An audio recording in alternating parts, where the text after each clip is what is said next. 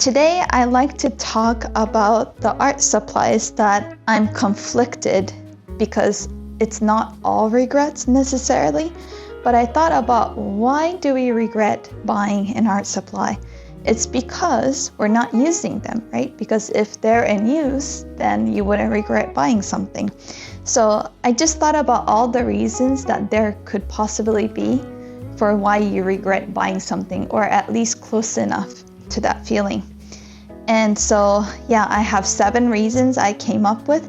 If there's more, please let me know in the comments below, but let's get into it. So the inspiration of this video, why I wanted to create it, came out of just nowhere. In my previous art supply haul, that I spent 2,300-ish, I kind of explained I'm going to be using these art materials as if to prove that it's okay to spend this much because I am going to eventually use up these art materials. And that linked an idea in my head, are there any regrets that I have buying? And why do we regret buying? And all that whole idea of categorizing them just came around. So yeah, I thought I shared this video. So let's get into it. So the first art supply that I have here is the Bombay Indian ink. Now I have yellow, red, blue, and black. And the reason why I got them when I was living in Singapore was because I wanted a strong, very vibrant color, but I wasn't too sure whether I like them. That's why I got the primaries and the black. But eventually what happened, the first category is basically wrong medium, wrong color. And these are, I think, the wrong color for me. I just don't like very highly saturated colors that are really bold. I tend to like more desaturated, more kind of playful, muted colors. I think that's the reason why. And then you might be like, well, why don't you just mix them? But having only these colors doesn't quite mix in a nice way. So I do have a painting of my son where I use this black Indian ink around to create a galaxy feel around him, and that worked. So I totally do not regret buying this black one, but otherwise the colors don't quite fit me. And is it the wrong medium for me? Not necessarily, because I did buy these Ecoline inks, which I absolutely love, and these I am using them. So I mean, this is the difference. So it doesn't necessarily have to be with the medium. It might be just a characteristic how they flow, but in my case, it was the colors that I didn't particularly like.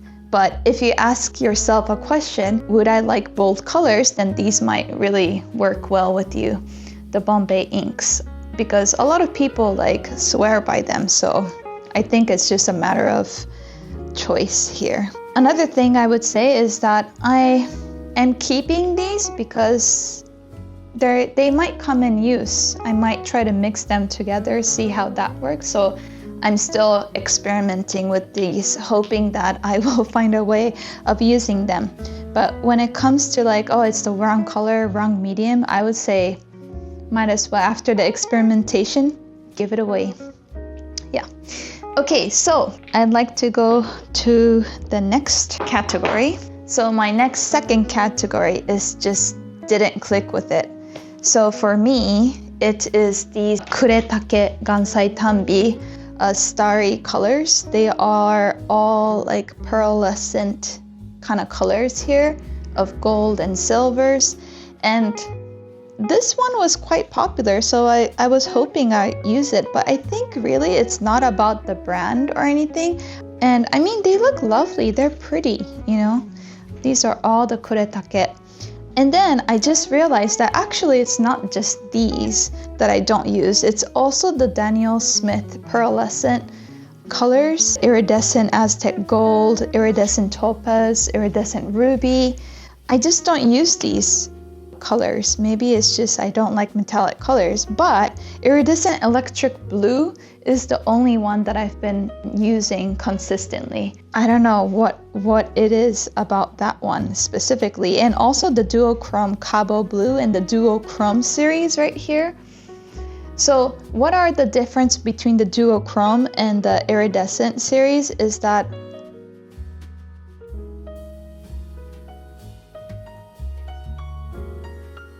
but having that said, I do love using these Coliro pearl colors that I bought in Germany. They're a German brand, and these are so amazing. I just love them. So these I do use. So I don't know what it is. Maybe it's just more opaque with these one. Yeah, that's right. They are more stronger. They're more vibrant than compared to the Kuretake Gansai Tambi starry colors. And these are some of the swatches that I have. See how way more bolder they look? They're more thicker, so to speak. And these colors, I just like picked all these colors myself, and then I bought the palette separately. And what's lovely is that you can even put all these names. It comes with all these stickers with each color you buy, and then you just label them here so you can always look at which color, what name is which color, and so forth. So yeah, I'm kind of sad that these starry colors didn't quite fit my need. I just love really bold, almost like gold leaf looking metallic colors, and the pearl colors are the ones who does the job for me.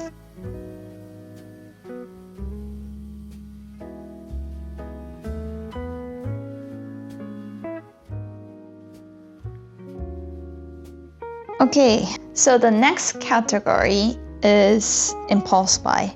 Now I really thought about this, but I don't have impulse buying, but at least that's what I think. But if I had to pick one, it's pencil sharpener. So what happened was that I bought this Blackwing pencil sharpener first, and I love it. It's not too big, it's not too small, but it comes with like two sides where you can sharpen your pencil a bit slightly in a different like thickness, and basically it collects all the dust, which is great. So I could have like lived my life with just this one, no problem. But what happened was when I got these Luminance Caran d'Ache pencils, pastel pencils, what happened was that it didn't get sharpened the way I wanted it to get sharpened. Like these Prisma colors, they're fine with this. But once I sharpened this one, it kept breaking off the lead. So what happens is that you're losing so much lead and then it doesn't get sharpened. So I was like, what am I gonna do? And basically I started looking into different sharpeners, like what people left a review on and so forth. And I bought all of those as well, but nothing worked. So I was almost going to get this really expensive Caran pencil sharpener that's about like $200. Thank God I didn't. My friend in Germany, basically when I was living in Germany, went to Bosner and just got this one sharpener that said pastel, and this works, and it was only like €2 or something. So this one works. I think it has to be just like a certain thickness here. I have no idea why it kept on like didn't do the job with the other pencil sharpener. But anyways, so that's why I had to do a lot of impulse buying with the pencil sharpener for the Caran d'Ache pastel pencils, because I just couldn't use them at the store really. And then in Bavaria, Munich, I couldn't really ask the people for help because I often got into a fight with the attitude problem. But anyways, yeah, so that's one. And the next category is a regret for now, but maybe not forever. So I just keep it in this box and you'll see why. See, I still kind of moved into Washington State relatively recently, and I'm still thinking about how to organize my studio. And so I'm kind of thinking about doing a video about studio makeover. I'm putting a lot of mind into how I want to place things and so forth. So yeah, if you're interested, please leave it in the comments. Yeah, so this is jelly plate printing goods, supplies that I got. And what happened? You might ask. Time did. But anyways, I I kind of created that with this, but it's super fun. So what happened was that I was looking at this artist on Instagram and I was just like, oh my God, that is so cool. And so I got these papers, I got like a Japanese style paper, as well as jelly printing plates and acrylics and these things that you kind of press and so forth. But what happened was that basically I don't have anybody to teach me, and somehow the paper, when I like pull it off, it doesn't suck up the acrylic as much. And so some people say maybe you're putting too much acrylic, maybe it's too less acrylic and so forth, but I just need somebody to teach me right at the spot in front of me where I can see it directly, or they can show me how to do it, because I just can't seem to get it right. I've even went on classes online, but it's weirdly difficult. So I'm not putting it completely off. I am planning to go back, but now's not the time yet, but I will go back to it. I just need to study it a bit more. And eventually I just want to create like collages or even like play around creating backgrounds with these for like watercolor painting. So I'm looking forward to that. Okay, so the next category is bad quality. And luckily, I always had this thing of like, if you can't buy the best quality or at least like high quality things, like don't buy, just save your money. And that's what I always stuck to. So that's maybe part of the reason why there's not much stuff that I regret buying, which is good. But if I had to pick out like bad quality things, I found these watercolor paint, like a palette that we bought from Flying Tiger, but it's for my son and we enjoy using this. Me and my son have like weekly painting sessions together. It's falling apart. Oh, did it fall apart? Oh no. And I even thought maybe I can create like, does it really make a difference kind of video with like using these paint against using like Daniel Smith watercolors or Holbein and so forth, like high quality artist grade paints. So that might be fun as well. So leave it in the comments. Do you see what I'm doing there? Yeah. Okay, so that's one. And also these brushes, these Chinese brushes were something that I got from Taobao while I was living in Beijing. And basically these are not the best. They were really cheap, but they were like kind of the start for me. And I don't use it as much because they're really calligraphy paint brushes. But when I do hold like watercolor workshops, these came in handy because people can use them. And the more brushes I have, the better it is at those kind of times. So I don't completely regret buying these. And I did create like this class called the Enso, like creating Enso. So if you don't know what an Enso is, it's a Zen meditation kind of process where you create a circle, and that shows how like where your state of mind, your body is at. And it's a great way to start your painting. Like I love doing it here and there, not all the time, but it's a great way to start. So highly recommend that. I'll have that link in the description below. So the next in the category is too niche, impractical. So having that said, this is a brush. It's feathers of an animal, obviously.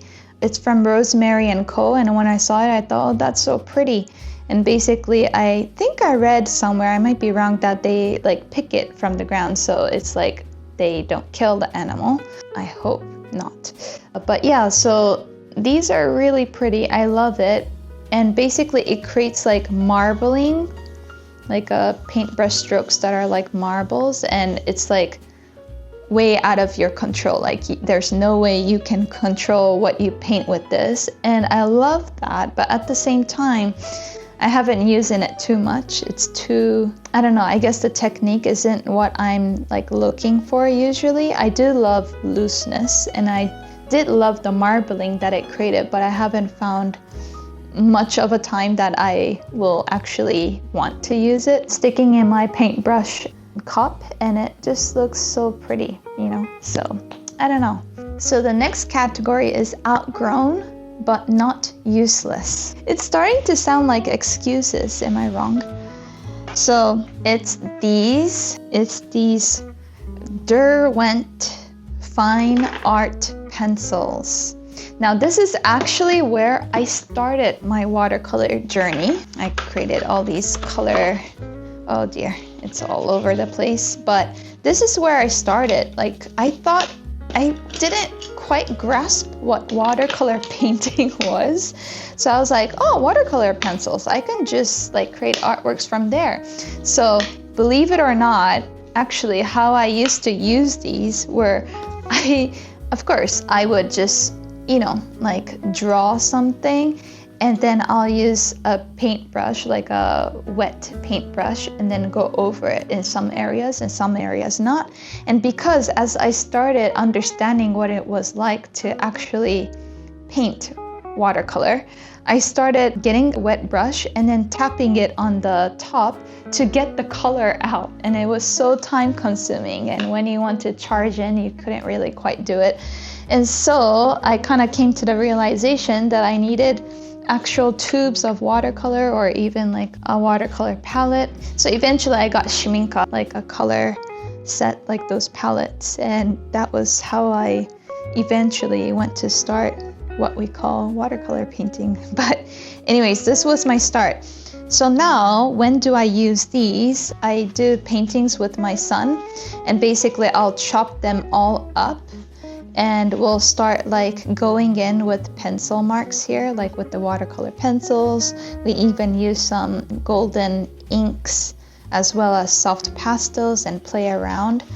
And I mean, they're quite lovely, you know, so there is use for these. But if I had to give away in my studio, then this might be one of the things that I wouldn't mind letting go. Okay, so that's pretty much it. So leave in the comments what you think should be added to the category of the regrets of buying art supplies. I love to know what you think as well. Into different categories of why you might feel like you're regretting. I forgot my